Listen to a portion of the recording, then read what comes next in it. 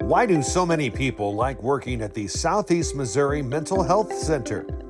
The pay is awesome. What we do for our clients is awesome. The coworkers that we have, the staff, everybody is just, they're all welcoming. I feel very supported. It's a great network of people that we have working here. We really work together, I think, to try to improve the lives of those that we serve. The insurance is phenomenal. The cost is minimal. They're good to us. And the benefits are so great, you can't beat it. Apply today.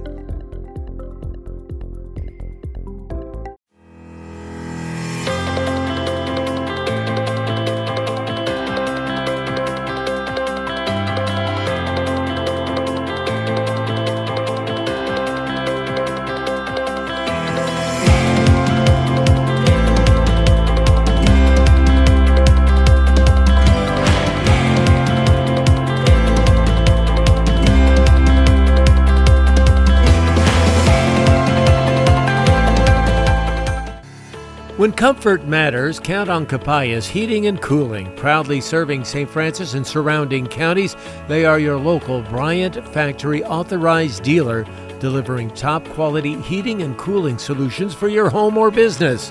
Founded in 2004 by Chuck Capayas, a family-owned and operated company that you can trust. Visit capayasheatingandcooling.com today. Capayas Heating and Cooling in Farmington, 756-1224. Looking for your next car, truck, van, or SUV? Point to Pettis.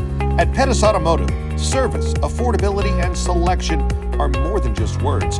They're the foundation of everything they do. You'll see the selection when you drive by any of their 3 locations. You'll feel the affordability when you talk to their experienced sales team. And you'll love the service every time you come in for maintenance. New or pre-owned, from Farmington to Fredericktown to DeSoto, point to Pettis.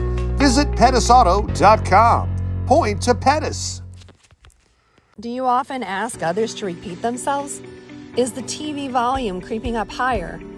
Hi, I'm Dr. Karen Melton, and it could be time to have your hearing checked. Hearing loss happens gradually, making it hard to notice. At Hearing Care Partners, we offer thorough hearing evaluations that uncover even subtle changes in your hearing over time. Early detection can improve your hearing and your life. Start prioritizing your hearing today. Schedule your appointment now at hearingcarepartners.com. At Hearing Care Partners, we listen so you can hear. Since 1941, Busenbark Flooring has been Southeast Missouri's trusted name in flooring. This family-owned business features top-quality carpet, tile, and hardwood, along with countertops, kitchens, and bathrooms, all with expert installation. Need to haul it? Busenbark Trailer Sales has you covered. Come see the large selection of dump trailers, equipment haulers, goosenecks, livestock trailers, and more.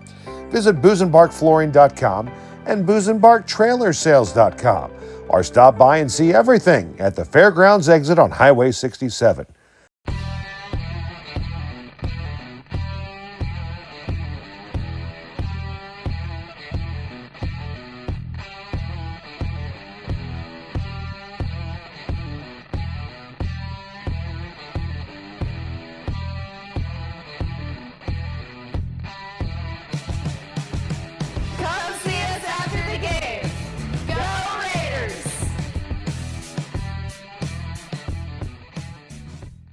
For 3 generations, Baughman Oil has proudly served our community.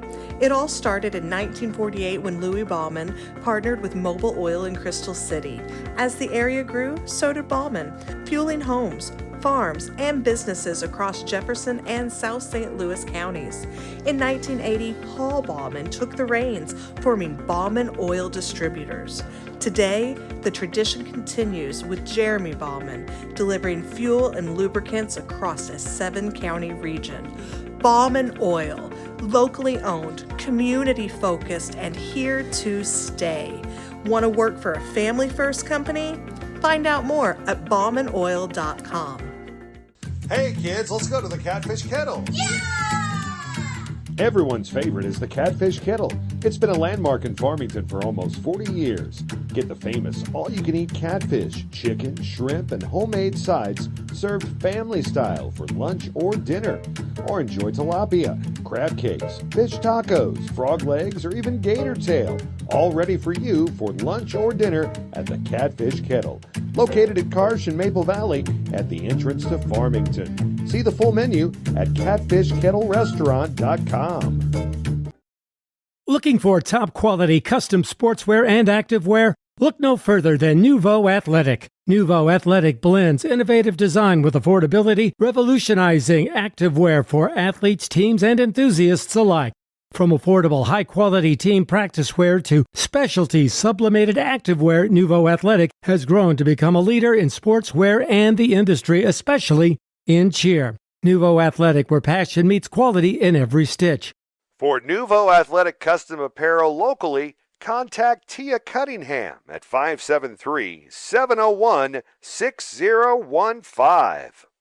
Life can feel like an uphill climb, but no one has to face it alone. Everest Counseling, based in Farmington, has been empowering individuals and families for over 20 years, offering support through life's toughest challenges. Specializing in at-risk youth and serving rural communities, the experienced and compassionate team provides the guidance and the tools necessary to thrive. Whether you're dealing with stress, anxiety, trauma, family conflicts, or just need someone to talk to, Everest Counseling provides personalized services to meet your needs. Contact Everest Counseling today at 573-330-4452. Hi, I'm Brandon Byington with RE/MAX Best Choice. I'm a proud sponsor of the Parkland area sports. If you love the Parkland as much as I do, I'd love it if you would give me the opportunity to help you find the perfect Parkland property. You can contact me today at 573-747-5349. Go Raiders. Halftime from Bon Terre at Raider Field. Greg Allen, Mike Reeves on Parkland Sports Live. Thrilled you're with us on this final regular season of high school football for these two combatants, the North County Raiders, the Sullivan Eagles. We are all knotted up at 16 apiece in an interesting way to get here. The North County Raiders scored the first points after an 11-play, 50-yard drive that took almost 6.5 minutes, but it was capped by a 38-yard field goal from Cole Mullins. Then the Raider defense held Sullivan to a 3-and-out. And it was quick, about a minute and a half. North County got the ball back, ran 4 plays, and on that fourth play, it was a pass by Brady McClure that was intercepted by Chase Blue for about a 55-yard return for a touchdown. And the 2-point conversion was good to put Sullivan on top by a score of 8-3. Then the Raiders get the ball back. March 10 plays, 53 yards in 5 minutes and 3 seconds to score their own touchdown at a run by McClure himself, his 6th rushing touchdown of the year. The point after is good, and the Raiders were on top 10-8. Then Sullivan. They marched 17 plays, 70 yards all the way down to the 5-yard line. And on 4th down, Mark Jennings rushes one in, his 12th touchdown on the ground this season. It came with a minute to go in the half, and Sullivan led 16-10. A minute to go. You're thinking, okay, North County, not a lot of time. They had a timeout. Depends where they have to start as far as field position. Have to probably go length of the field to get anything out of it. Maybe even just a little less than that to set up a decent shot at a field goal. Well, the kickoff was returned all the way to the 2-yard line. Jamal Robinson ran it all the way back to midfield and then cut across the field, ended up just short of the pylon, and Noah Lashley rushed it in for a 2-yard run on the very first play. The point after was blown up. We were tied at 16. Sullivan got the ball back at their own 40, and on the first play, it was Mark Jennings that rumbled 60 yards for an apparent touchdown, but there were 3 flags on the play, all against Sullivan. 2 holds, a personal foul that backed them up from the 40 to the 16-yard line. They elected to just take a knee, and that was the end of the half. In a weird way to get to 16 all here at the break. A very pleased Brian Jones, obviously, at the half. I love his answer, Mike, to your question. What do you like about your offense? Everything so far, because, again, it's been one play on offense that really hasn't gone right. It unfortunately turned into points the other way. But as far as the total numbers in this game, we've gotten some glimpses of what Sullivan has done with Jennings. We've gotten some good looks at that offensive line, and what Coach Jones was afraid of was one of the big parts of the game that his team was going to have to try to negate. But so far, North County's hung in there. And the Raiders, statistically, they've got a significant advantage. Part of that's that time of possession that we talked about. And then they've thrown the ball better. Really, that's the difference, that they've been able to connect through the air. Let's get to some of the numbers from that first half. We'll start with the Raiders. 123 yards of offense, which includes on the ground 8 carries, 31 yards, and a touchdown for Brady McClure, and a 9-carry, 13-yard touchdown with 1 touchdown first half for Noah Lashley. But through the air, McClure has gone 7 of 10 for 87. That 1 pick six, the blemish. He's managed to connect to 4 different receivers. The leader thus far, Jamal Robinson, has 53 yards, on 2 catches. After that, Brady Duncan's caught 3 balls for 26. Then 1 catch each for Jesse Johnson and for Jackson Sherfus, each of those going for 4 yards. For Sullivan, penalties have negated a lot of the offense that they've been able to put on the board. They've got 48 total net yards and just 1 pass attempt. We expected very few, if any, and that was on the first play from scrimmage of the game for them. They threw an incomplete pass, and after that, everything's been on the ground. Mark Jennings, who has had a magnificent season, the numbers in the first half, they don't stand out to you, which is good for North County. 9 carries, 33 yards total. He does have the touchdown. Chase Blue's got 4 carries for 20. After that, 3 carries and 9 yards for Braxton Breen, and Nathan Garcia, 2 carries for 5 yards. So the numbers are favoring North County. If you just look strictly at numbers, you probably think, well, Raiders got the lead here. But that pick six that kind of changed where everything was on the scoreboard. But I still think, despite that, I think North County's pretty darn happy where they are. We said it before the game, Greg. They kind of felt like get to the end with a chance. That's where they wanted to be. Well, they're halfway to that goal of being to the end with a chance.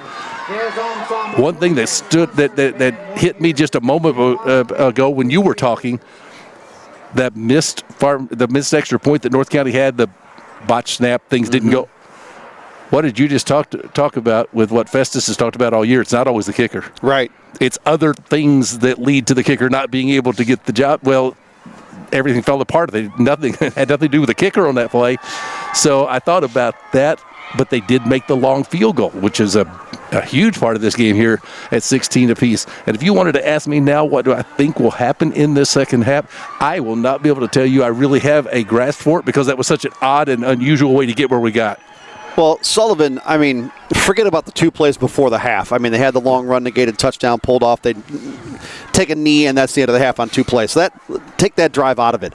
They've had two drives, a 3-and-out and a 17-play drive that went 70 yards. The rest of this game has to fall somewhere in between that, you would think, right? Logic tells you that's kind of the opposite ends of the spectrum, and everything else is going to be in between. So I'm curious to see what we see out of Sullivan in the second half. And do we get the North County team that had such a hard time trying to slow them down and let them just kind of slowly march down the field?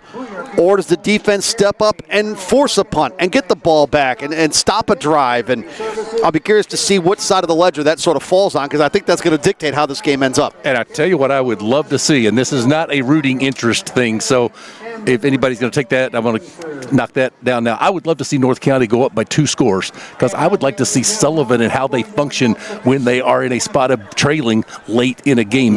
Would they go to the air? Would they try to go to the air? Are they a team that says, you know what, if we're down to, reasonable time left, let's say it's still all the time left in the fourth quarter, or they're going to say, if we need an 8-minute drive to score, that's who we are, we're going to take it? I would love to see this team function in that setup. So I don't want somebody to say, oh, you're rooting against Sullivan. You don't want no, I would just like to see a team that is completely dedicated to the ground game, what they do when they fall behind by more than a score. But this first possession that they're going to have coming out in the third quarter may say a lot about how we play the rest of this game. Well, Mike, up until last week, Sullivan hasn't put, honestly, a ton of points on the board in any game. The first 2, when they lost, they scored 6 and nothing, respectively. And then in the next 6 games, all wins, they've gone 21, 27, 22, 35, 10. You'd argue none of that's lighting up the scoreboard. 35 was good. They won 35-7. And then last week they rolled 55 up on Owensville. So it just seems like an offense that is kind of what we saw in the 17 play, take 8 minutes off the clock toward a drive. And that drive was eye-popping in terms of what the football purists love to watch. Oh, absolutely. Line it up, and we're going to be able to do this to you. You talked about the points that they've scored or not in some games. I think those 35 and 55 came against the 35 against a Herman team that's 1-7. Owensville hadn't won a game yet. They put 55 on them. So, when they played teams that are more along the line of what they are themselves, they've played generally low-scoring type games, but time of possession is going to play into that because they're going to hold it so long when they have it. It may not be easy for them to put up a whole bunch of points, but the opponent's not going to score a lot either. 16-16 is really a more of a higher scoring game from their perspective. And I like to look at strength of schedules and things going in, especially once you get deep in the season, then you can do that. And this has been a Sullivan team that's played about as middle of the road as you can play in terms of your opponents and what they've done this year. Northwest has gone on to go 7-1 after that big win. Mm-hmm. Jeff City's only 3-5, but Jeff City is playing an elite. Yeah, it's a different elite schedule in their part of the state. But Union's 4-4, St. Clair's 5-3, Pacific's 2-6, Herman's 1-7, St. James they're 3-5. So when you start looking at who do you play and what have they done, that gives you a little better feel maybe for things. North County, I know Brian Jones told us, he said, our schedule through the first 5-6 weeks was as competitive as almost anybody in our area. He prefaced it, he's not going to compare it to a city school. You don't have to. You're a Class 4 school. Farmington 6-2. Glenwood out of Illinois is 7-1. DeSoto's 4-4. Hillsboro's 4-4. Rolla's 4-4. Festus 7-1. Windsor's hit hard times lately. They were 3-3, and now they're 3-5 after a couple of tough losses. This team tonight that they're playing is 6-2. So there has been a lot. 500 or above teams are the status, or the ordinary for this North County team this year. And I think if they could find a way to get out of tonight with a win and 4 wins against that schedule in a year, that your numbers are as low as they've been in quite some time. We talked to Brian Jones about it before the game. I was surprised by that. They've been very low numbers. He said that they had a game at Glenwood in Illinois. He said they had like 18, 19 seniors. Is that what he said? Or 30 something on the rosters, right? 35 seniors. He said, so they're almost dressed as many seniors as we were putting on the sideline that night. And I know they would love to see those numbers change, but if they end up on a 3-game winning streak and finish 4-5, given the schedule that they had and the situation they had going into the year, I think they're going to consider going into district time. That's a win. I think that's how they're going to view that. So there may be a lot as far as the whole season, how it feels, hinging on what happens in this second half here. Halftime report brought to you by Southeast Missouri Mental Health Center, providing mental health services since 1903 in Farmington, one of the largest employers in St. Francis County and growing, serving over 350 patients, over 1,000 employees. Find out how you can become part of their family by scheduling an interview today at dmh.mo.gov or call 573-218-6800. Our coverage tonight also brought to you by Capai's Heating and Cooling, proudly serving St. Francis and surrounding counties. Capai's Heating and Cooling, founded in 2004 by Chuck Capais with his wife Chris, sons Chuck, Eric, and Brian, and daughter Amy. A family-owned and operated company that you can trust to provide you with the best possible sales and service experience. They stand behind their work and are committed to being there for you for generations to come. You can find them online at capaisheatingandcooling.com. 16 all. Sullivan won the toss at the outset. They deferred. They'll get the ball to start the second half. And again, they've really had only logically 2 real possessions. The one right into the halftime that was only 2-play drive. They ended in a kneel down at their own 16-yard line. Other than that, it's been a 3-and-out and a 17-play, 7-minute and 50-second drive. That is their only touchdown on offense tonight.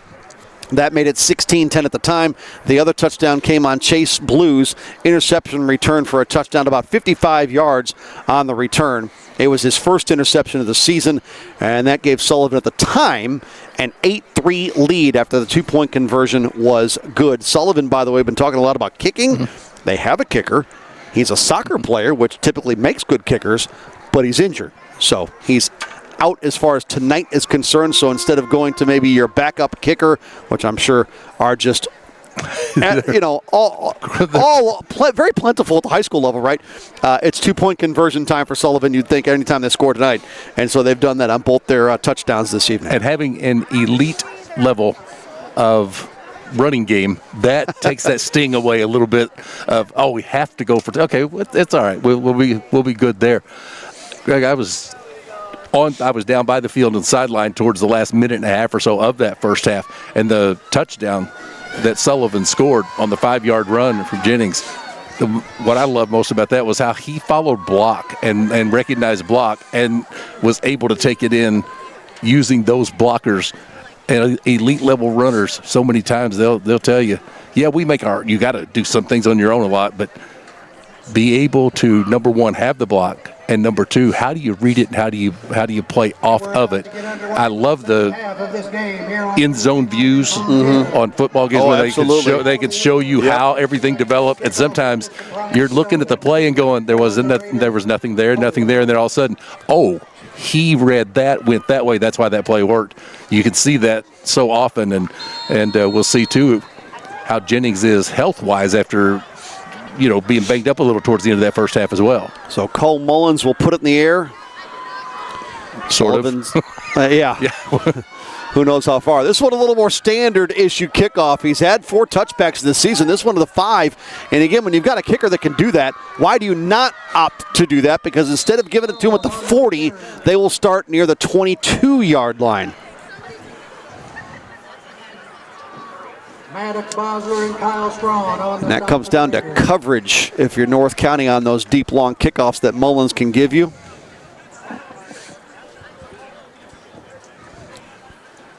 Final week of the regular season, they'll put it at the 23. First down, Eagles. Raiders on the 6 line right now in the district standings. Sullivan, they reside in the top spot. Blue in motion. They give it to the up man, and not much doing on play number 1. You talk about plus minus a lot in hockey. We are -8 tonight. -8 in the temperature category. We started at 55. We are 8 fewer than that now. Feels colder. So is that what you're saying? Yes, it does. Thank goodness for the lack of wind this evening. Oh, my goodness. Absolutely. McClure gives it. Jennings. He'll come to the right side and pick up a few. Jackson Scherf is on the stop. Started at the 23. They've moved it to the 27. 36. Just underway in the second half. Greg Allen, Mike Reeves on Parkland Sports Live. Another one for you tomorrow with Central and Farmington from Hale Memorial. All part of our doubleheader of Week 9. This is Jennings, left side. He's got the first down. Mullins tries to throw him into the North County bench almost literally.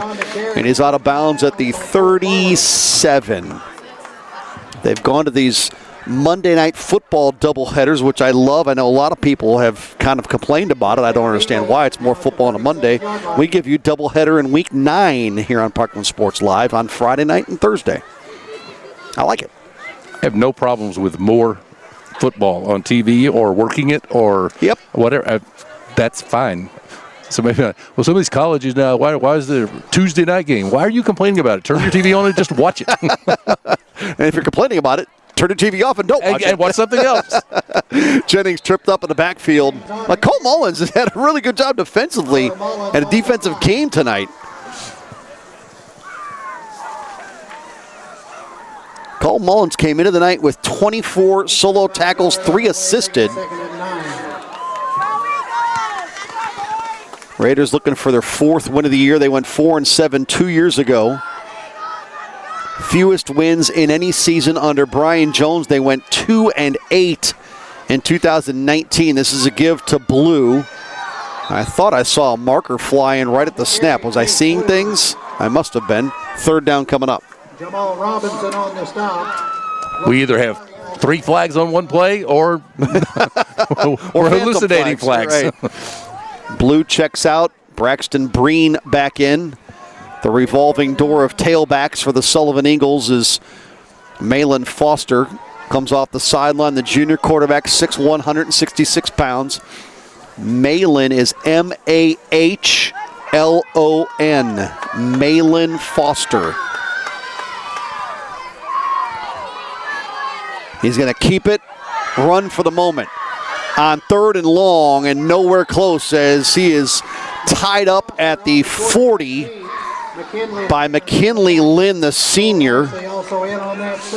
And so 4th down here. It was his first carry of the evening.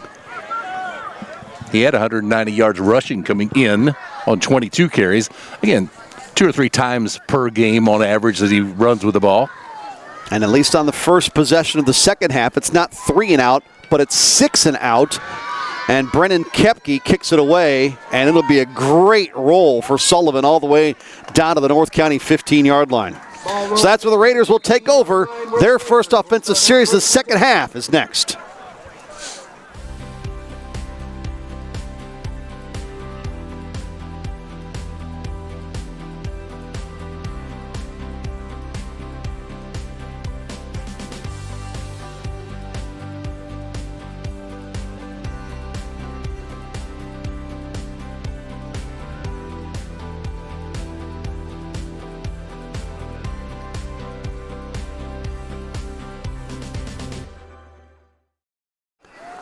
High school football on Parkland Sports Live brought to you by Hub's Pub, Catfish Kettle in Farmington, Bauman Oil, West Central Auction Company, and RE/MAX Best Choice agent Brandon Byington. 1st and 10 North County. They'll keep it on the ground with a straight ahead give, and Eagles stack that up. So a lot of work to do on the opening drive that starts at their own 15 here in the second half for North County. The one advantage of a long field to have to work with is if you're efficient, you can really put together one of those drives, well, like we saw Sullivan put together, those 17-play drive, take up 7 or 8 minutes. The downside to having it this deep at your end of the field, obviously, a quick 3 and out in the field position game starts to really tilt towards the Eagles. 4 minutes elapsed in quarter 3. Brady McClure, the handoff, and nothing. I mean, immediately smoked after the handoff and the tackle by Ethan Cook. We've mentioned his name a couple of times tonight, Mike. I think he's been terrific, and he's been in the backfield on a number of plays. 4-yard loss there. It's 3rd and 13. Talk about being behind the sticks. Raiders are here on 3rd and 13. They'll bring trips to the left, single wide out to the right. Lashley in the backfield along with McClure out of the gun. Lashley picks up a rusher. McClure launches single coverage downfield. Minimal contact, although arguing for more was Brady Duncan, but he wasn't in a real good spot to try to catch the football. It was underthrown a little bit, and it's 4th down. Biggest argument the Raiders could have had there is there was no effort to turn around and play the ball. He was back to him, but it felt like an okay no call. Are you with that? Are you fair with that? I like the no call. Yeah.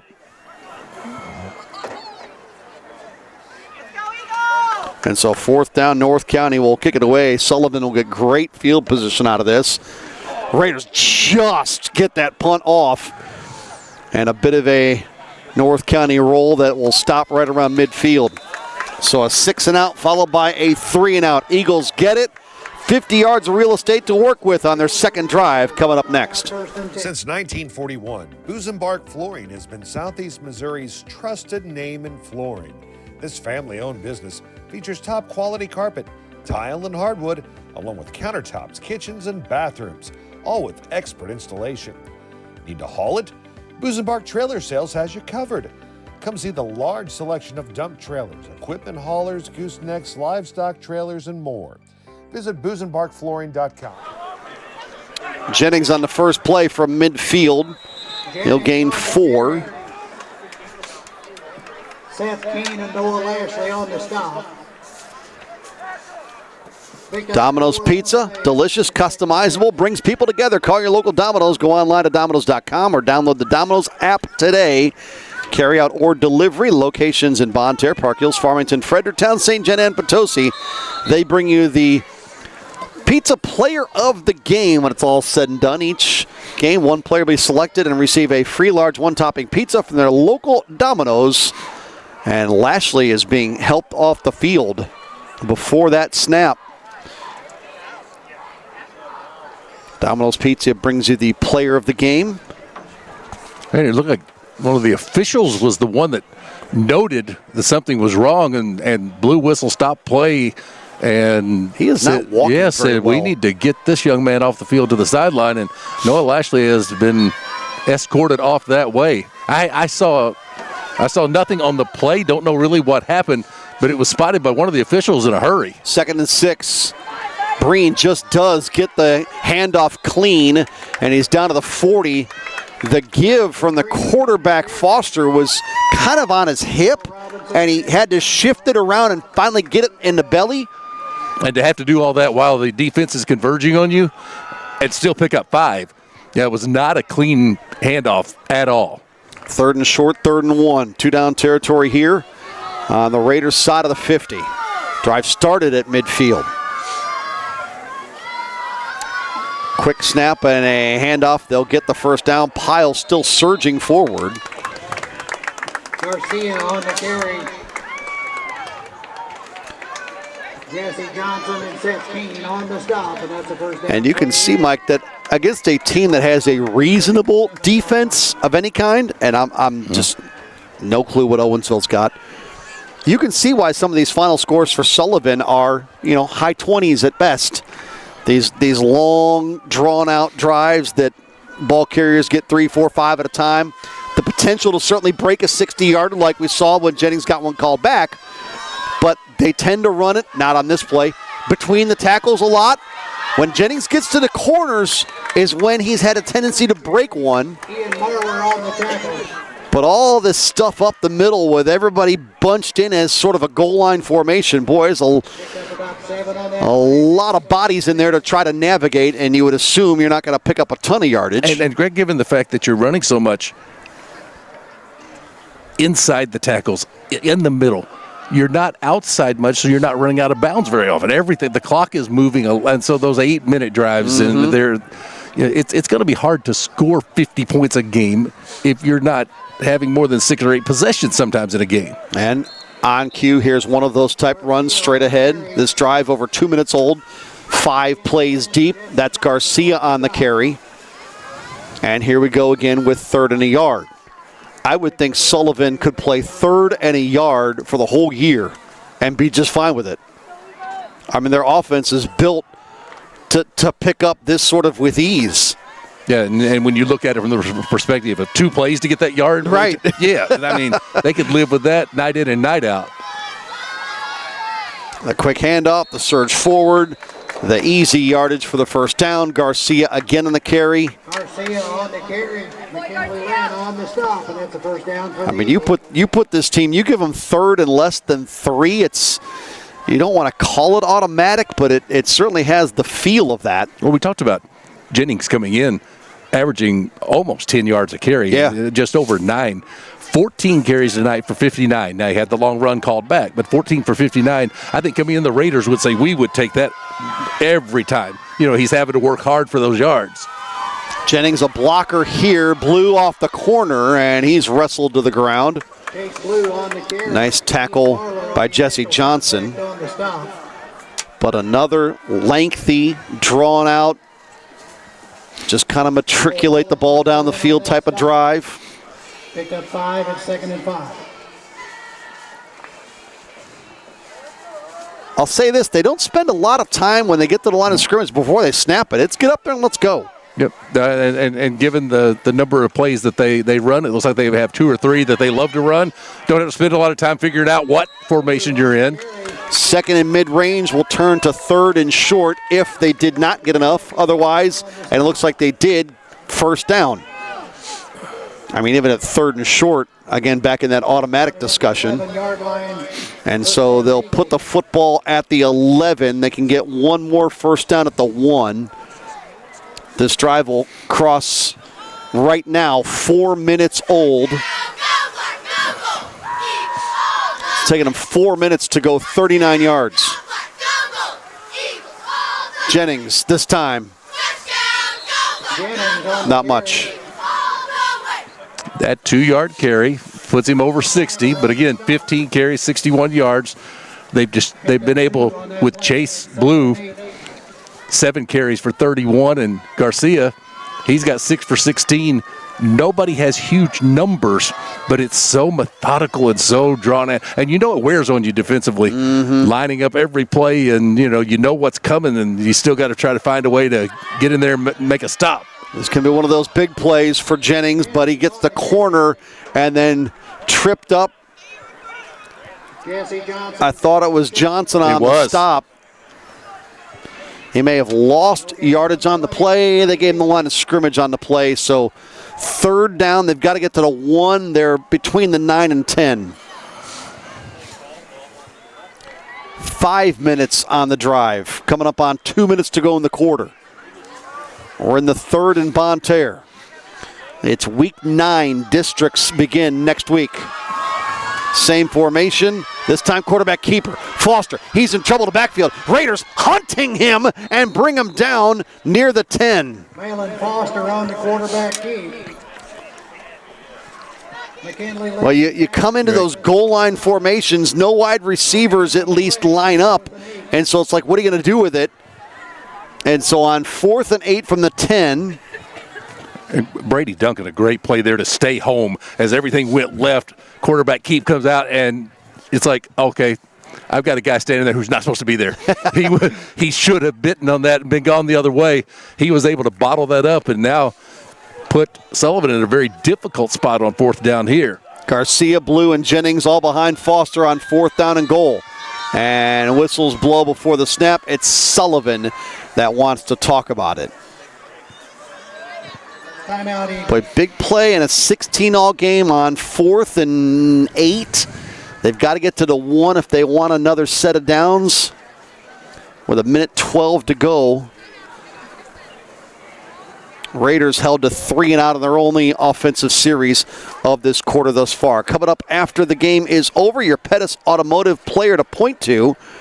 Given to a different player every game for making a key play that you can point to for making a difference in the game. That Chase Blue pick 6 certainly rings true for that right now. An offensive lineman who makes a key block, a punter who pins an opponent inside the 10, a backup player who steps up big to keep the momentum alive. Point to Pettis Automotive, your hometown choice for great vehicles and service. See the difference at pettisauto.com or see for yourself in person, Farmington, Fredericktown, and DeSoto. Now, Greg, a downside to an offense like Sullivan has is that you can also have these kind of drives that stall and you get nothing out of them when you've had the ball for lengthy amount of time and you've driven a long way down the field. Well, on this 4th down and long at the 10, 4th and 8, they've got to get to about the 2 for a 1st down. Play action. They're going to throw it back to the halfback. That's Blue, and he is going to come nowhere close. They completed the pass near the 10, which was the line of scrimmage. There was no downfield trajectory to that ball. And so as you just said, that 12-play, over 6-minute drive stalls out with 1:04 to go in the quarter. So the Raiders will take over. Last time they were here, held to a 3 and out. They start at their own 15. It's worse than that now at their own 10. At the very worst, North County would love a drive here to get the ball to close to midfield, even if you punt it away from midfield to at least get the field position game back in your favor somewhat. Play clock at 10. Raiders were coming out of the huddle. A man came out of the field late, so they re-huddled. Play clock is at 5. First time all night it's really been an issue. It's at 3, and now there's movement up front. Thaddeus K sort of went heads over heels, so now you're back at your 5. 5-yard penalty, it'll be 1st and 15 from the 5. Raiders' 4th penalty for 25 yards.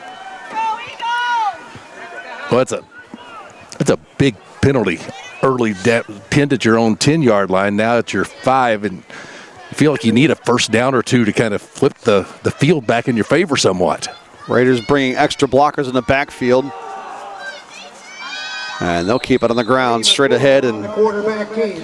McClure will pick up 1. Tackle made by Ethan Cook. Eagles would love nothing more than a 3 and out to eliminate what you're sort of advocating that the Raiders are hoping for, to flip that field. Sullivan thinking, hey, if we go 3 and out, we'll get the ball probably on their side of the 50 to start the next drive. McClure with 36 on the clock. They bring Sherpas across the formation. He'll roll to his left, step back, and nothing. And swarmed under back near the 6.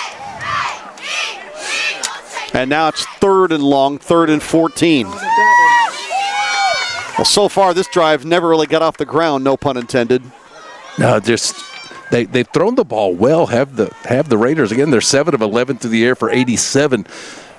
I know the pick 6 keeps coming up in the conversation because that was a huge play in the game, and I know that throwing it at this part of the field is dangerous. It makes you so nervous, but you feel like it's something you almost have to do on this long 3rd down that will occur on the other side of the quarter break. 16 apiece, Raiders and Eagles. It's week 9 in Bonne Terre.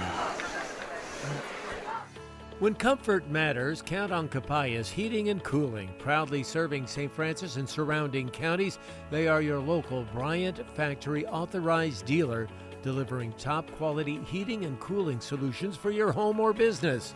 Founded in 2004 by Chuck Capayas, a family-owned and operated company that you can trust.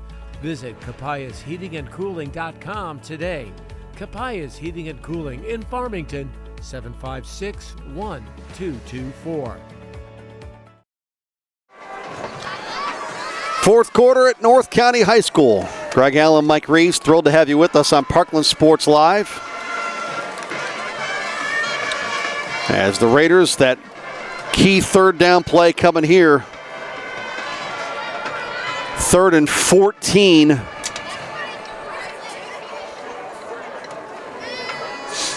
We'll see what they have in the offerings. If they can find a way to complete something and keep this drive rolling.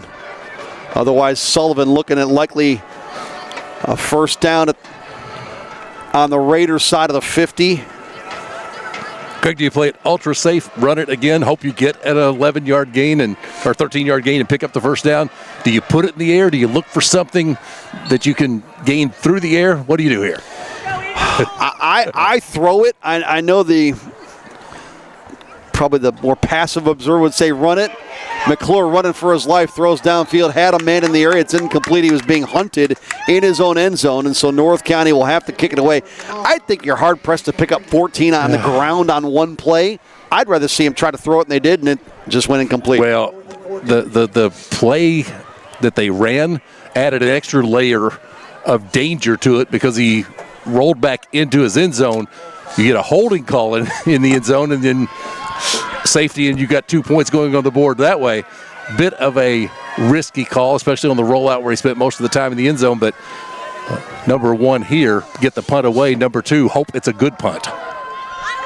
Mullins to kick it. High spiraling kick. Sullivan, they'll catch it at the 45 of North County.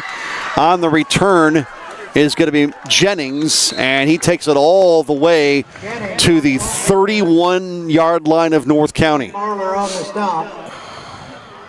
So with 11:42 to go in the 4th, Sullivan is set up. Jennings slow to get up. Greg, North County 2 possessions in this half that have gone for a total of -5 yards.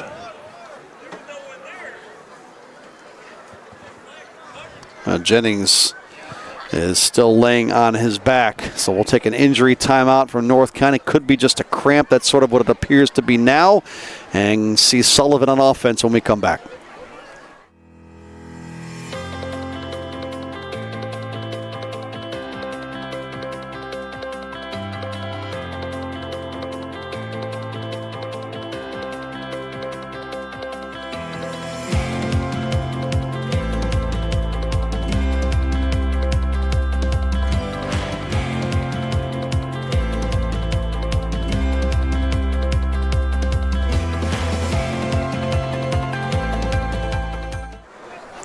They just now, as we bring you back, peeled Jennings off the field That had all the indications of cramp. Ed Haar, the head coach of the Eagles, his 6th season at the helm. He spent 3 years as the lead man in Potosi from 2014 to 18. Check those years. 2017 to 19, he went 14 and 18 as their head coach. So with Jennings out, Garcia gets the ball. Ed Haar went 6 and 5 with the Trojans in 19, 5 and 6 in 2018, 3 and 7 his first year there in 2017. Came to Sullivan and 2020 went 2 and 6. Best record 11 and 3 when they went all the way to the state semis and lost to Reed Spring 49 to 20 each of the last 2 years. Pacific has been their undoing. They've been bounced from the district tournament by the Indians. And quickly to 3rd down after a couple on the ground. 3rd down and 6. Well, the best thing for the Raiders here, force a 4th down and at least see if he can get the football back after maybe a 3 or 4 and out. 4 and out would be the case on 4th down. After talking to Brian Jones earlier tonight before the game, we talked about it in the pregame too, Greg. Get to the 4th quarter with a chance is kind of what it felt like. Yep. They've done that. Check mark in that box, and it will be a 4th down as Blue takes it to near the 25-yard line. Jesse Johnson and Cole And so 4th and 2. Seth Keene also in on that stop. It's going to be 4th and 2. Jennings is back on the field. Greg, the way the clock has flown tonight, you find yourself looking at 10 minutes, 10:05, and thinking this quarter is going to mean you don't have a lot of time left. 4th down. They give it to Blue in the backfield. Dives forward, lost the football. It came out. He was likely down, though. And then you talk about where are you going to put it.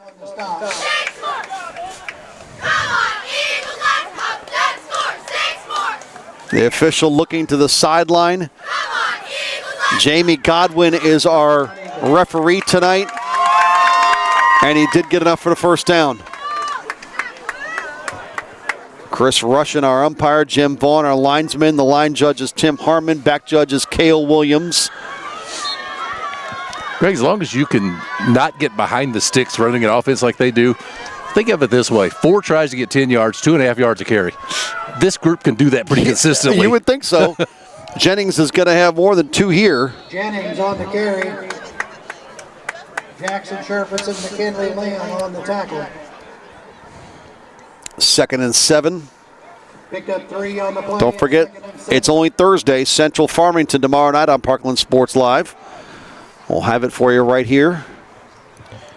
Area rivalry matchup between the Rebels and the Knights. 17 carries, 64 yards now for Jennings. Again, he came in with 1,048 yards rushing on the season.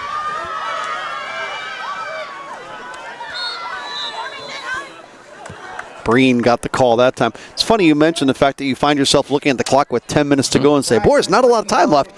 That's why I was stunned that we had time for almost 2 touchdowns in the last minute of the first half. Yeah, that was, I mean, given the way these two teams go about business, seeing that occur, granted, special teams play was involved with a long kickoff return, but yeah, you weren't expecting to see 2 scores in a 1-minute time frame. Because you're thinking 10 minutes left, that's 2 possessions and the game's over. Jennings bounces off the right side on 3rd and long, and now it's going to be 3rd and mid-range. 3rd and 5 maybe after they spot this football. We'll see where they finally put it down. 3rd and 4. Well, we came to the field tonight hearing all about the Sullivan running game. And Malin Foster on the first snap put the ball in the air on offense. It was incomplete. Does he put it in the air here on 4th down? Nope. Jennings trying to get the corner and Jennings on the carry. Didn't get there. Where are they going to mark that? I don't think so, Mike. Raiders take over on downs. And he comes up short of the mark, and the Raiders take over on downs. Hard angle this camera angle is our vantage point.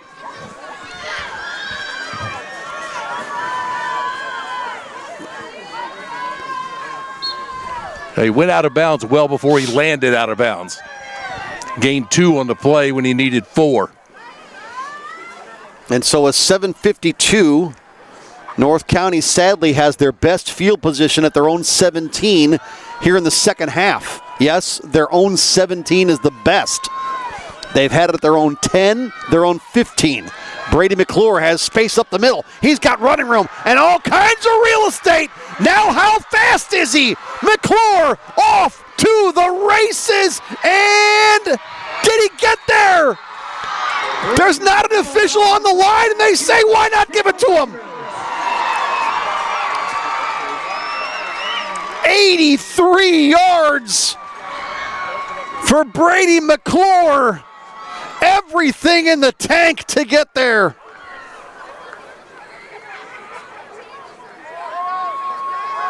He outran everybody, including the official that just sort of had to guess, did his knee come down or not before the goal line. Brady McClure. Coach Bob Stolzer will appreciate that because he's been on me all year, Greg, about you don't get down there and run with those guys fast enough. The official couldn't even get down there. And Greg, there was no official close to the goal line as he was going into the end zone.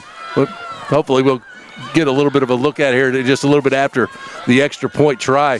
My goodness, big play. They're going for 2. They're going to go Lashley, who's back in there, and he's into the end zone. And that is a good showing for the North County Raiders. After a 16-all game, they make it 24-16. We'll get the McClure 83-yard scamper when we come back. Looking for your next car, truck, van, or SUV? Point to Pettis. At Pettis Automotive, service, affordability, and selection are more than just words. They're the foundation of everything they do. You'll see the selection when you drive by any of their 3 locations. You'll feel the affordability when you talk to their experienced sales team. And you'll love the service every time you come in for maintenance. New or pre-owned, from Farmington to Fredericktown to DeSoto, point to Pettis. Visit pettisauto.com. Point to Pettis. You watch McClure, we'll watch for the nearest official. How's that? Will he be in screen? Right. I mean, once he gets into the open, Mike, the only guy that really has a chance to catch him is number 5, Braden Kinzer.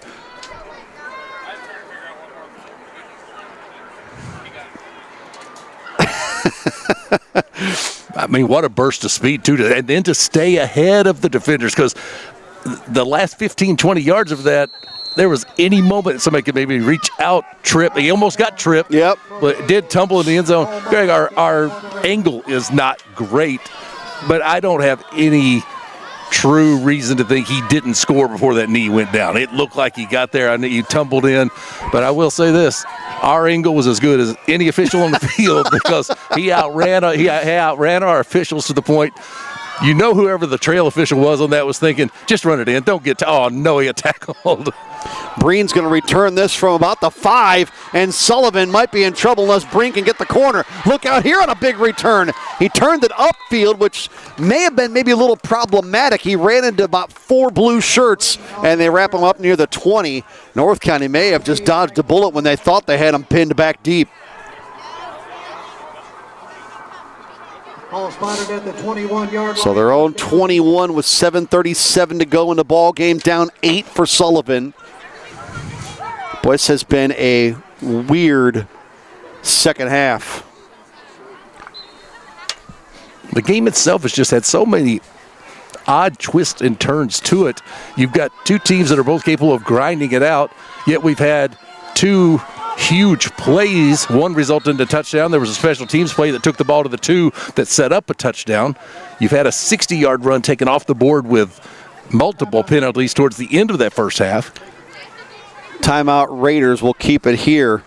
Forget the 2-play drive that ran into the half by Sullivan. There were 6 offensive series in the first half by the 2 teams combined. 6.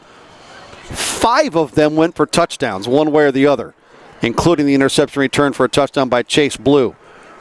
Then in the second half, The first 4 offensive touches all result in punts.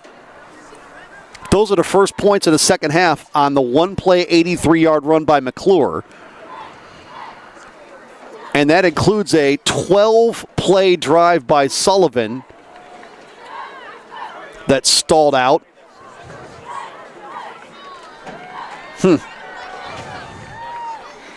So with all those long drives, one resulting in a score, a couple of them not resulting in scores.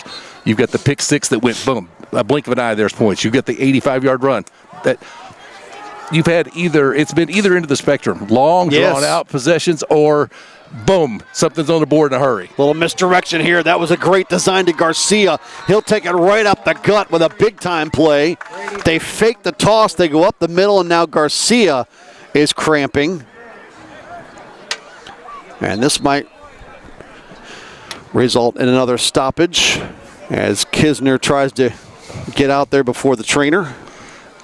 Bit odd for that to be occurring on our coolest night. That's what I was thinking. But that's the second season. one at least. Yeah. I mean, we have had, Greg, we've talked about it in a couple of games that you haven't been part of the broadcast team, but to get to where we did this season with the lack of weather issues, whether it be heat, no extreme heat nights, no extreme cold nights, we're somewhat complaining because it's in the 40s. Okay, we've done a lot worse than that. No rain that we dealt with. Yeah, usually we start the season with the threat of thunderstorms all over. My gosh, and, it hasn't rained in 3 months. And then the first high school football Friday in August shows up. And, hey, how many tornadoes are we going to have this tonight? And we got last year we had the remnants of the hurricane that came up and just hit the area on a Friday. I remember I had sideline in Farmington that night, did the entire game in a steady to heavy rain. Garcia being helped off the field. A big gain there from their own 21. They take it out to their own 37, 16 yards on the pickup. And so Malin Foster, fake toss, give off the corner. Jennings, look out here. Jennings has space and speed and moves. He's over midfield into Raider territory. Ian Marler and Jackson Scherf on the tackle. I like the approach by Ian Marler, who was kind of realizing he was the last man of defense and I can't really gamble and try to tackle the guy.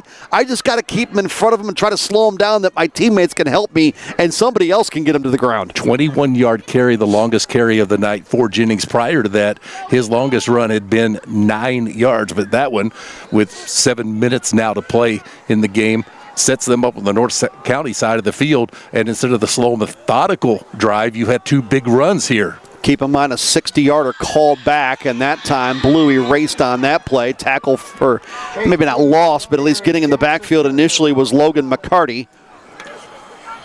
And not much on first down, maybe inches, 2nd and 10. That 60-yarder called back just before the half.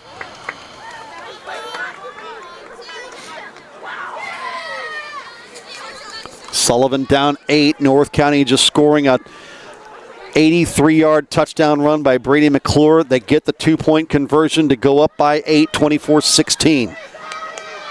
There's movement off the left guard. His backside kind of rose up a little bit. Looked like Broden Hubner. 4th Eagles penalty for 35 yards. And remember, they had those back-to-back 10 and 15-yarders on one play that totaled 25 of those 35. That was on the called back 60-yard run. Yep. Chilly night at Raider Field. I have found this to be a very entertaining game to watch because it's so interesting. There's a lot of strategy that we're seeing, and it's not always visible in football to us, especially calling the game. Jennings in motion. They toss to him. He cuts back the way he came from. On 2nd and long, he'll pick up the penalty yardage plus.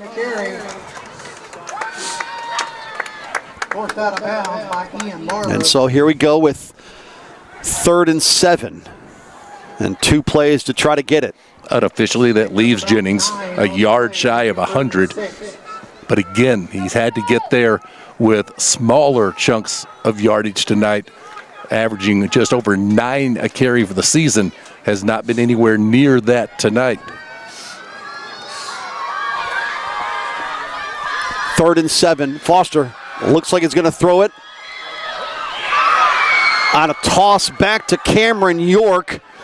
And he's close to the 30 and out of bounds. He's got the necessary yardage to move the chains. First time we've called the name of Cameron York, the senior, tonight. And he is by far their leading receiver on the season. Only 191 yards coming in, 8 catches. That's also a team high. He does have 2 scores. They marked him out shorter than we thought initially. They put him out at the 32. That, according to the chains, puts him just past the line to gain in a first down. Well, I thought he had it by a couple of yards. I did too. Jennings in motion. Same play to the opposite side we saw 2 plays ago, and flags come in behind the play.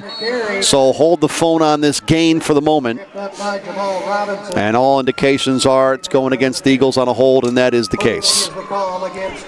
You see the clock, 5:26. You see the score, Raiders by 8. You see the records. What you don't see is how this could be impacting the district standings. A North County win, obviously all Raider eyes will be on Sykeston tomorrow night as the 2-6 Bulldogs play host to Charleston. North County enters tonight 0.7 points behind Sykeston in the district standings, and if they can creep up to DeSoto, they own the head-to-head win over the Dragons. They can jump them. Garcia on 1st and long up the middle. I mean, there's a lot that goes into what's happening right now in this game and what's going to happen tomorrow to decide. I mean, the Raiders could really be anywhere. They can't be last in the district. After all, they own a win over Windsor. So at worst, they're going to be a 6. They could go all the way to a 4, though, and host a game next week. And I think every coach will tell you, you'd much rather, for all kinds of reasons, be able to stay home and prep that way for a district game. And if you do host, you're likely playing DeSoto, the team you've played and beaten. Foster to pass, downfield, looking for York, off his hands twice, and he couldn't haul it in. For Cameron York, it's incomplete. Boy, York up the ladder to try to haul that second down play in. That would have been such a huge pickup. As you see here, ball's just a tad high. Got hands on it as he's falling to the ground. Couldn't bring it back in. And now 3rd down and long. Obviously 2 plays to get these 13 yards. Clock at 4:32. Halted after the incompletion. 3rd and 13. It's Blue in motion. Now Foster to pass. Pressured over the middle. Has a man. It's York again. That time the connection's good. And a first down for Sullivan. Down near the 15-yard line. Single coverage over the middle. And York, such a big target.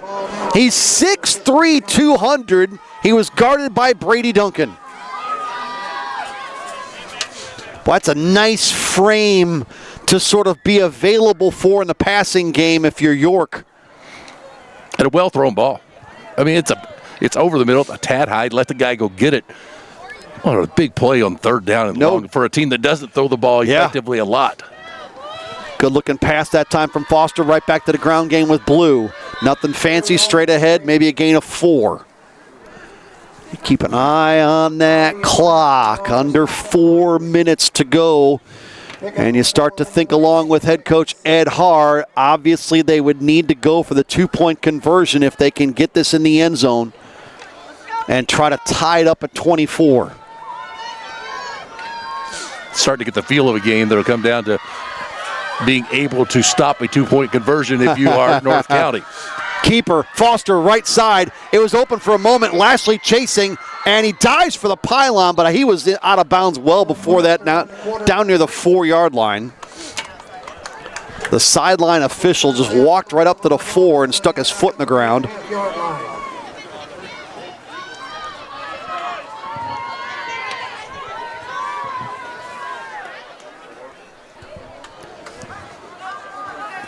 But a first down and goal now for Sullivan. The 4 plays to go 4 yards. No problem for this offense. You figure they should be able to do it unless they turn it over. The Raider defense has their work cut out. Foster not on the field. Jennings takes the snap, looking for a seam to run through, and that closed quickly. Jennings on the carry. May have lost a yard. Seth Keene and McKinley. All right, so 3 plays to go 5 yards. I will say this, you're the Raider defense, though. That's what you wanted on that play. Give yourself a fighter's chance here. Foster still on the sideline. Jennings at the controls. He fumbled the snap, picked it up, and wrestled down. Lashley got there first. Raiders had a shot at a loose football in the backfield. Lashley and McKinley Lynn on the stop. Brady Duncan also in on that stop. Watch this snap elude Jennings, 26 in white. Just kind of off his right knee. Foster's coming back on. Breen out. And Garcia out. All right, 2 plays to get 6 yards. That's gone from 4 to get 4, 3 to get 5, 2 to get 6. And the clock, 1 to get 7. The clock moving quickly. 2:20 to go. If we keep following that pattern, Foster back under center now. He's going to roll out looking for a man. Nobody open for the moment. Able to elude one man, throw in the flat. He tried to go to Hayden Oldham, and now it's 4th down. That play on first down kind of set things in motion.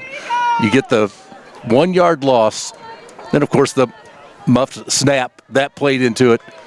And now here we are again. We seem like we've had so many of these 3rd or 4th down plays that were mega. And this 4th one now is very likely the one that may determine how this game plays out. At least it gives the Eagles a chance if they can score. If not, the Raiders are in great shape. It's got to end up in a blue paint if you're Sullivan. 4th and got to have a touchdown. Foster looking, fade, left side, going Oldham, and he does have it! Touchdown!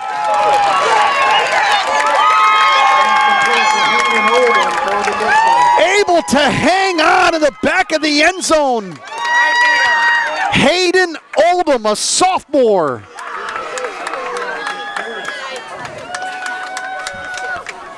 Tough catch in traffic.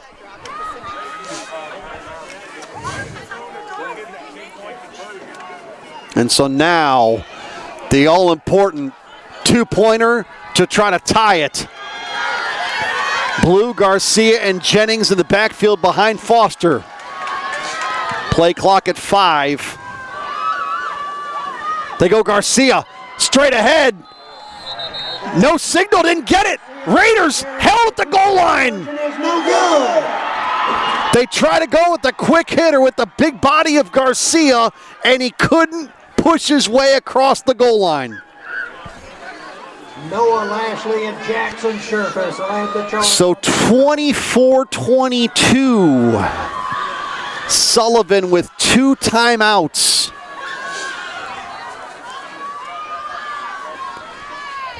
Tonight they've held the Raiders to 3 and out twice in this half, the only 2 times in the game. Take a look at that 2-point conversion try. Oh, this is the touchdown. Check that.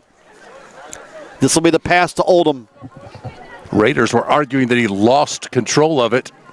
Boy, Mike's so hard to see. I mean, from this vantage point, it looked like he had it the whole time, but there were 2 North County defenders right there that were fairly adamant that something happened there that may not have been a catch. But then you bow your neck and make the stop defensively on the 2-point try, and Raiders' perspective, making sure that you handle this squib kick well, and they did, and then take it from there.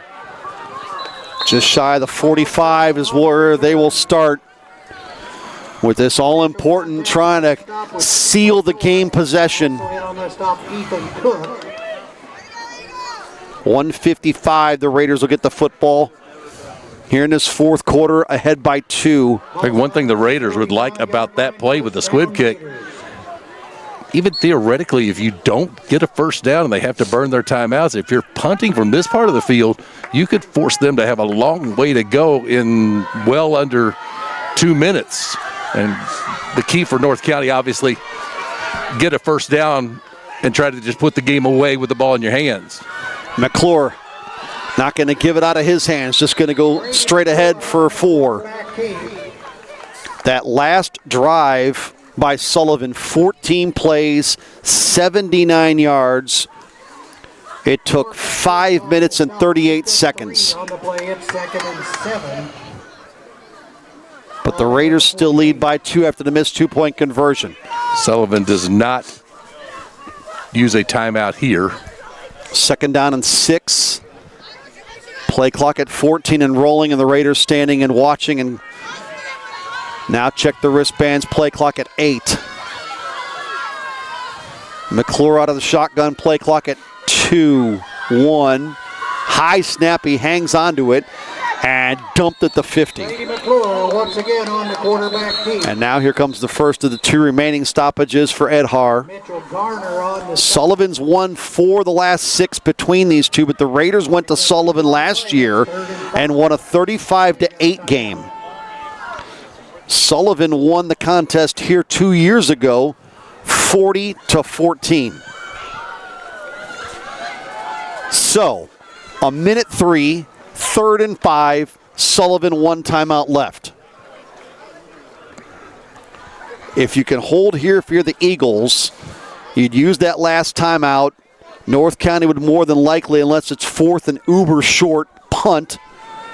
And you're talking about having around 55-ish seconds if you're Sullivan's offense, depending on where you return the punt to try to get into field goal range.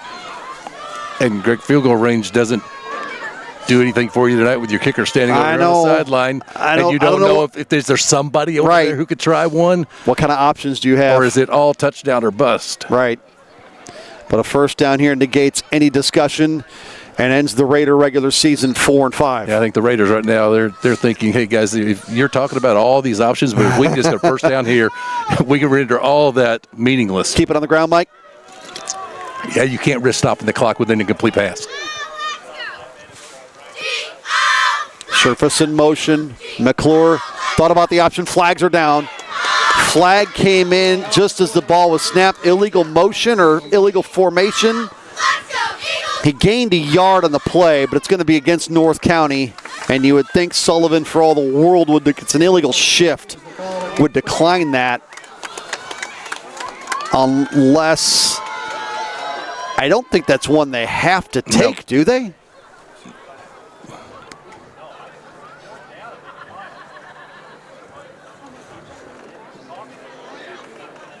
I mean, there's no way in the world Ed Haar would want to accept that if he has the option. If you have the option. There's a lot of... I never understood why illegal shift wasn't a blown dead automatically on the snap type penalty. This is pretty academic. I'm not sure why this is taking this much time. And as long as there's the option to decline it, you decline it. It's 4th and 4. Right. North County's not going to go for it on 4th and 4 from midfield up 2.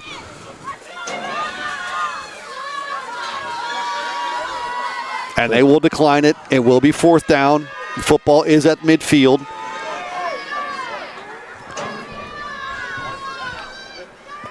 Jamie Godwin will make the official declaration. penalty is declined. And so North County on 4th and 5. And the Eagles burn their final timeout as the clock would have begun running. So Sullivan got exactly what they wanted out of that 3rd down play. The stop of the ball, the stop of the clock, and forcing North County to kick it away here and have one final drive of desperation to try to get in some sort of range that results in more than 2 points, whether that be 6 or 3. Again, their kicker is a soccer player but injured, and so not knowing the depth of the and ability of the Sullivan special teams staff, what that would look like from a field goal perspective. The North County perspective is real simple here. Fake the punt and try to get 4 yards. Hey, you know, I'm kidding. You say it, and then there's been coaches over the years. Oh, I know there have been. I mean, we got one up the road here in Corey Schweiss who would, he's known for doing the completely unexpected. He'd be all about this. If you get the punt away, number one, you got to get the punt away. The good snap, all those things that go into it, at least inside the 20. Because from here, you can put it inside the 20. Mullins stands at his own 35. High snap, has to go up to grab it. Does. High hanging kick. It's going to be a good one. And it's going to take a Raider bounce. Boy, Sullivan is going to have to go a long way here. They'll down it near the 7. That was perfection from Cole Mullins. I mean, what more could you want out of that? Nothing more. Nothing more. That was nearly textbook as to what you wanted to have happen there. And 46 seconds to go.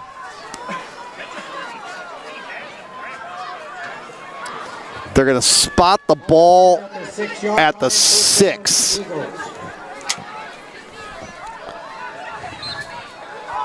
All right. A team that doesn't throw it a ton has no timeouts, 46 seconds. They need 2 at their own 6-yard line. Foster out of the gun. Flags are down. Passes a deep ball right side, overshot his intended target. He was looking down that sideline to Brian Stone. If it's against Sullivan, it's going to be minimal yardage. I mean, they're at their own 6 for crying out loud. We'll say this, I was somewhat surprised, the Raider defense, how much they were up on the line of scrimmage. You'd think you might maybe want a player or two a little bit further back off the line, but they were uptight and they defended very well on the ball down the sideline. They were right on top of that, and the penalty was against the Eagles. Mike, I like the pass. That's a good-looking pass from Foster. Yep. Everything was there. I mean, even overthrew it by a yard or two, but you saw the capability of being able to hit something downfield.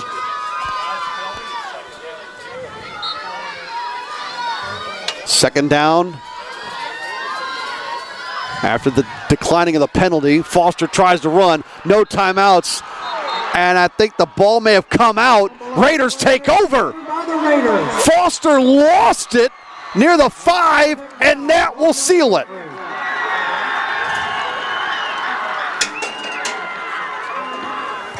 I don't think you can overstate the importance of the win for the Raiders to wrap up the regular season with 3 straight and be a really good team that was rolling with 6 wins in a row. See if you can get a look at Foster where he loses the football. He's going to run to his right, step up.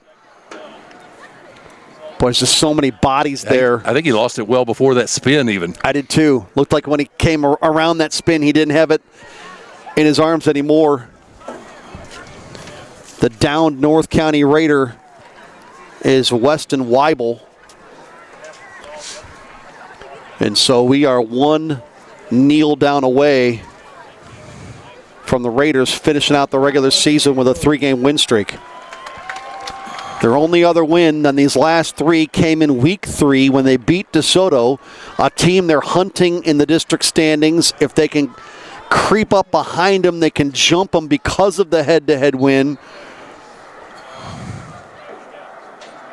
And Brady McClure takes the kneel down to make it official. And the North County Raiders, with the only touchdown they needed and the 2-point conversion, the oh-so-crucial 2-point conversion in the second half.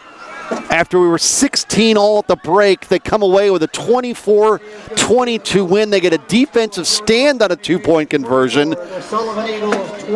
Otherwise, we'd be deadlocked at 24, but the Raider defense came up big on that play.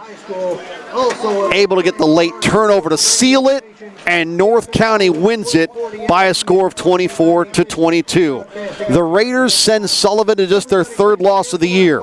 North County improves to 4-5, and the postgame show comes your way next on Parkland Sports Live.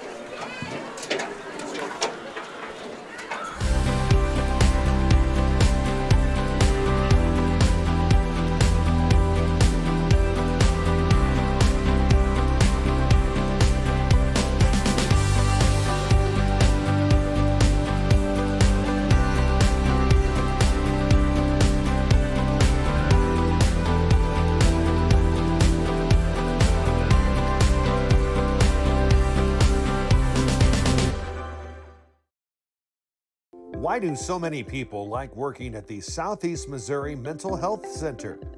The pay is awesome. What we do for our clients is awesome. The coworkers that we have, the staff, everybody, it's just, they're all welcoming. I feel very supported. It's a great network of people that we have working here. We really work together, I think, to try to improve the lives of those that we serve. The insurance is phenomenal. The cost is minimal. They're good to us. And the benefits are so great, you can't beat it. Apply today.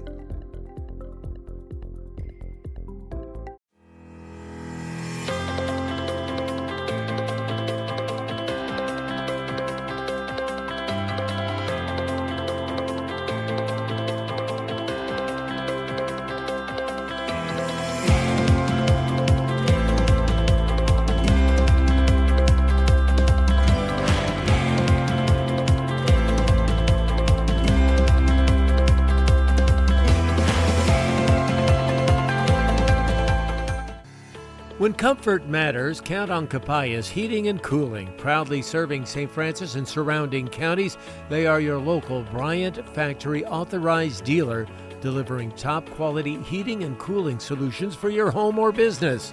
Founded in 2004 by Chuck Capayas, a family-owned and operated company that you can trust. Visit capayasheatingandcooling.com today. Capayas Heating and Cooling in Farmington, 756-1224. Looking for your next car, truck, van, or SUV? Point to Pettis. At Pettis Automotive, service, affordability, and selection are more than just words. They're the foundation of everything they do. You'll see the selection when you drive by any of their 3 locations. You'll feel the affordability when you talk to their experienced sales team, and you'll love the service every time you come in for maintenance. New or pre-owned, from Farmington to Fredericktown to DeSoto, point to Pettis. Visit pettisauto.com. Point to Pettis. Do you often ask others to repeat themselves? Is the TV volume creeping up higher? Hi, I'm Dr. Karen Melton, and it could be time to have your hearing checked. Hearing loss happens gradually, making it hard to notice. At Hearing Care Partners, we offer thorough hearing evaluations that uncover even subtle changes in your hearing over time. Early detection can improve your hearing and your life. Start prioritizing your hearing today. Schedule your appointment now at hearingcarepartners.com. At Hearing Care Partners, we listen so you can hear. Well, according to head coach Brian Jones, he liked everything about his offense in the first half. It'll be very interesting to see what he has to tell our Mike Reeves here coming up in the postgame show. Thrilled you're with us on Parkland Sports Live. The postgame show brought to you by Mac Tech. Welding, HVAC, auto tech, construction, and more. Take the first step to a fulfilling career in a Mac Tech program. Apply today at middlearea.edu. North County's only offensive points in the second half. They come at an 83-yard touchdown run by Brady McClure with 7:37 to go in the fourth quarter. And the 2-point conversion after that was good to give them an 8-point lead at the time. Malin Foster hooked up with Hayden Oldham with 1:59 to go in the fourth quarter. That brought him within 2, but the 2-point try to Nathan Garcia was stopped near the goal line, and the Raiders hang on for a 2-point win, 24-22. They're 4-5, and our Mike Reeves is down on the field with the head coach, Brian Jones. Well, I know going into this one, Coach, that you had told us on a couple of occasions, you know, your schedule was really difficult. You had a lot of things that you had to get through. You were 1-5, and you beat a really good team tonight to win your 3rd straight. I'm going to start with how proud of you are this group for, I'll say, stick-to-itness, for lack of a better word. How proud of you for that, because you've ended this season on a really high note after it could have gone really bad at times. It's funny you asked that question, because that's what we just talked about in the post-game huddle. I told them, I said, 3 weeks ago we were 1-5 after the Festus game, and it would have been real easy to quit because it looked kind of bleak for us. Our one victory was by exactly 1 point, and the 14-13 victory against DeSoto. We had a great night at Windsor. I knew when we did Raider jumping jacks that night and broke it down for quicks, there was a different energy. I had no idea we were going to have that outcome. Wasn't really sure at St. Clair last week. We were able to move the ball on them some. it was back and forth, and our defensive coaches, Coach Thomas, Coach Donzie, Coach McClure, they made some great adjustments at the half, and more importantly, we showed our kids, what we wanted out of them, and made sure that they understood it 100%, and that made all the difference the second half out at St. Clair. And then going into this game, we had a lot of film on them, and Coach Haar played at Eureka, and Eureka was, for years and years, 20 years ago, they were Power I, and they were as good at it as anybody, and he's doing a really good job of it out here at Sullivan with those guys. And we knew that, we told the kids in a film session after dinner today, we said, every time they get 3 yards, they win. Every time they don't get 3 yards, we win. And in the end, it made a difference tonight, and they played their guts out in that 2-point defend down there to keep us ahead 2 points and not not tied up and headed into overtime. There ain't a stand any bigger than that one. I'm kicking myself for throwing that for throwing calling the play that got picked off. We've had some luck with that the last 2 weeks, and I got a little greedy, and there was a little voice in the back of my mind when I was thinking that said don't call it. And my father-in-law, if he's listening, he knows exactly what I'm talking about. And I called it anyhow, but I also yielded to that voice on the on the 2 2-point tries that we got that we really needed, and they came up big. You said at the half, hey, a lot to be proud of with the offense. Second half, a little bit different look. You had the one mega play and the big touchdown run from Brady, but you didn't move the ball as well. But did you still do what you wanted to do, generally speaking, with the way you went about things, or did things just kind of go south for you a bit in that second half? No, the credit for this one goes to the defense, because I felt like I was hanging on to the back of a truck calling offensive plays in that second half. Brady got that good one. Big brother Brendan, he wanted it the first half, and I just didn't feel comfortable about it. And we talked a little bit about it at halftime, and what we wanted Logan to do there was a little bit different than how we've normally blocked it, because they defended it a little bit different, lined up a little bit differently, and we have rode Brady for 6 weeks about running downhill, and these last 3 weeks he's freaking running downhill and behind his pads like we thought like we knew he was capable of all along, and he's turned into to be a really good quarterback for us. I know there's still so much to be determined with Friday as far as where your season goes from here, but you put yourself in a spot that you can have the hopes of having a home game for your district game. It's not an impossibility. I who would have thought that a few weeks ago, but what are you looking at moving into that district now, because you're playing with a little momentum now? In the end, it all goes through Festus, and I don't know that we have that in us. If we get to that point, we're going to do our best to try. I would really like to stay where we're at right now, because I kind of feel like if we want to make a run, we're in. This is kind of the catbird seat, because we don't get Festus until possibly week 12, and I'm not taking anything away from the teams that we would have to beat to get there. One of them we haven't played, or two of them we haven't played. One of them we beat by a point, and the other one beat us by 3 touchdowns. So I am not taking anything away from our district opponents. I'm just saying that if we want an opportunity to play in the district championship, I think we need to be, we need to stay 6. And after tonight, I don't know what that's going to look like. There's going to be a lot of moving tomorrow. Charleston and Sykeston is a rivalry game. It's as big a one as Farmington North County, Cape Jackson, St. Jim Valley. It's as big as those games, and I think it's over 100 years long going right now. So that's going to be a big game. You can't determine. You can't bet on anything in that game. Hillsboro and DeSoto, they're dinged up right now. They got formidable opponents that they're going to have to face. So, it's hard to say. It's hard to say where we're at, but these last 3 weeks we got as much hay in the barn as we can. I'm going to wrap it up with this, because it's interesting to stand here and be able to legitimately be thinking, okay, to try to get to a district championship, here's maybe the best way to go about it. When, again, we wouldn't have even been thinking anywhere along those lines not that long ago. Are your kids excited as I think that maybe they should be? Are they finally starting to see, hey, we stayed with this, and now we've actually become a pretty good football team with maybe some aspirations? Are they feeling it too, that they're different than they were 4 weeks ago? Well, I think what they have now is they have some confidence, and they're starting to believe in what we told them all along. Look, we've played a grinder of a schedule. I should have never scheduled Glenwood. When I did, they were 7-3. I had no idea that they were going to address, they were going to have 38 seniors this year when we went up there, and they didn't even dress a 9th or 10th grader. Their squad was that Friday night was entirely juniors and seniors. I did not know that Farmington was going to make a hire with Coach Eckley.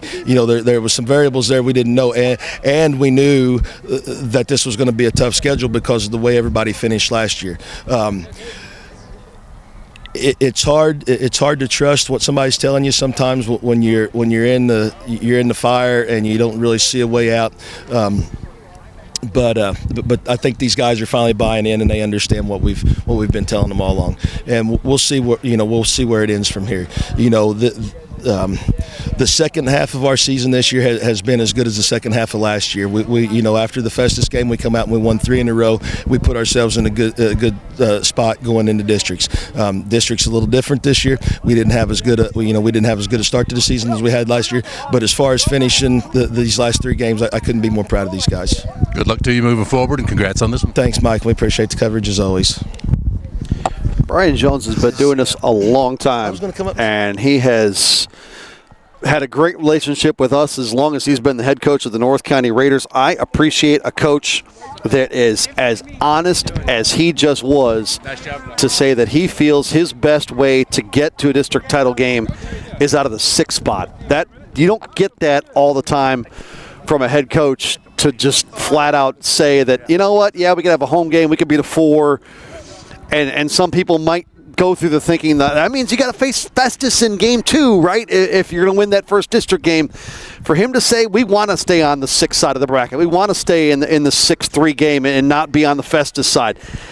That's you don't get that every time out of a coach, and I for one certainly appreciate the honesty, because Mike, I thought that was really good stuff down there. A wonderful point that he made, and one I wish I'd thought of as I was going through the whole process, because honestly, Greg, you want to go as far as you can in the season. That's the bottom line, and their chance to go as far as they can, which is playing a district championship, is to avoid that team for as long as you can avoid them, and by moving into the 4-5 game, you get them in the second round if you win.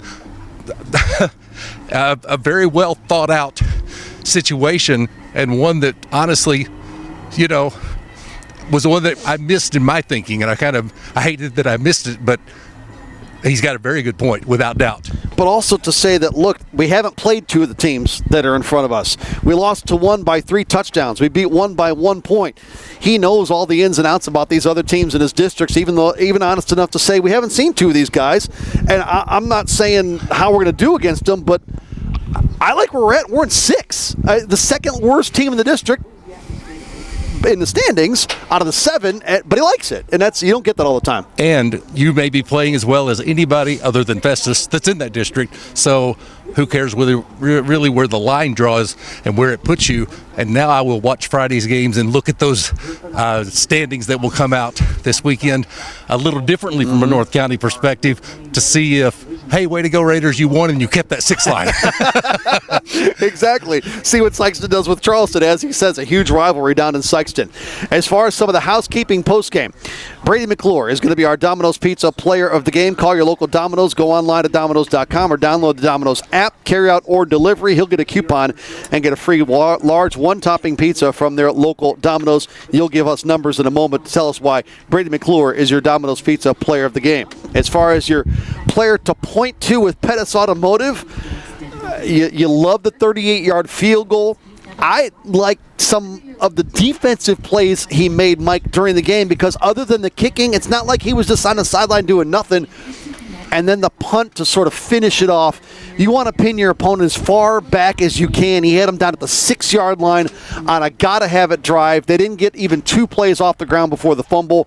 Cole Mullins is your Pettis Automotive player to point to. You can point to Pettis Automotive, your hometown choice for great vehicles and service. See the difference at pettisauto.com or see for yourself in Fredericktown, DeSoto, and just down the road in Farmington. Final numbers, we'll wrap it up. We'll pay attention to week 9. Of course, another broadcast game. More on that in a moment. Unofficial numbers, of course, but we'll start with North County. And on the ground, Brady McClure, 14 carries for 127 and a couple of touchdowns. And Noah Lashley, he scored on the ground as well. 11 carries, 9 yards. Through the air, 7 of 12 for 87 yards for McClure. And he was able to connect with Brady Duncan 3 times for 26 yards, 2 catches for 53 for Jamal Robinson, who had a big catch and a huge kickoff return that set up a score. And then 1 catch for 4 yards each for Jesse Johnson and for Jackson Sherfus. For Sullivan, they did get 97 yards unofficially on the ground, but 23 carries to get those for Mark Jennings. He did score a touchdown. In addition to that, 10 carries for 38 yards for Nathan Garcia, 11 for 40 yards for Chase Blue. Malin Foster, the quarterback, 4 carries for 9 yards, 5 for 14 for Braxton Breen. Through the air, Foster went 4 of 7 for 32 yards and 1 score. 2 of his passes were complete to Cameron York. One of those for a touchdown, the other a completion to Chase Blue. Well, North County possibly goes to a 4 seed and a first-round home game in the district tournament coming next week. Brian Jones wants to hang on to that 6th spot. We'll see if they can do that with the win tonight, and all eyes now on Sykeston with the game against Charleston. On the flip side, Sullivan, they were less than a point ahead of Vianney, a team they've not played this year, and we'll see what happens with the Griffins in their Week 9 game and see if that is the difference between Sullivan having a first-round bye if they get the 1 or hosting a game next week against the now 1-7 Bayless Broncos in what would be a 2-7 games. There's a lot on the line for Sullivan with what happened here tonight, too. Yeah, Sullivan was without doubt trying to just wrap up a number 1, get that extra week off. For sure. And they don't have that in their back pocket guaranteed anymore. Still may get it, but they're going to have to wait and maybe get a little bit of help. But and very interesting. And I'll even say I had a fun time watching the game. It was entertaining because of all the things that were going on. I hope we get the same tomorrow with the rivalry matchup in Farmington. We don't get a lot of back and forth high school football games. We've talked about that over the years. A lot of times they're kind of 35-7. Mike, we've had that the last 2 weeks. I know in your game with Park Hills and Dexter last week, with my game with Farmington and Festus, and now here tonight. That's 2 weeks in a row we've had really good games. Good football is a lot of fun to watch. I guess like a lot of sports, when it's not competitive and not close, it's harder to watch. These last 2 weeks have been great, and I'm really curious what we get tomorrow night in Farmington, a game that does have some level of meaning for both teams, but let's be honest, their district setups are pretty much looking like they're kind of set, but it doesn't stop the rivalry matchup from meaning something. Couple of huge games on the docket for tomorrow. Yes, tomorrow, Friday, high school football, the sort of standard day. You get a couple of 7-1 teams in St. Genevieve hooking up tomorrow with Caruthersville in town. Again, the Charleston-Sykeston game from the North County perspective. You've got an unbeaten Jackson team at 7-1 Festus. And then the game we'll have for you here on Parkland Sports Live, Corey Schweiss and his 5-3 Central Rebels against Brent Eckley and the 6-2 Farmington Knights. We'll have that for you. 7 o'clock kickoff. Pregame gets underway about quarter to the top of the hour at about 6:45 tomorrow night from Hale Memorial. That game right here on Parkland's Sports Live. For everybody involved in our coverage tonight, our entire crew involving Mike Reeves, my name is Greg Allen saying so long from Raider Field. North County able to hold off the Sullivan Eagles in a good one tonight. Raiders go to 4-5. Eagles slip to 6-3. Your final tonight, North County wins it 24-22. Have a good night, everybody.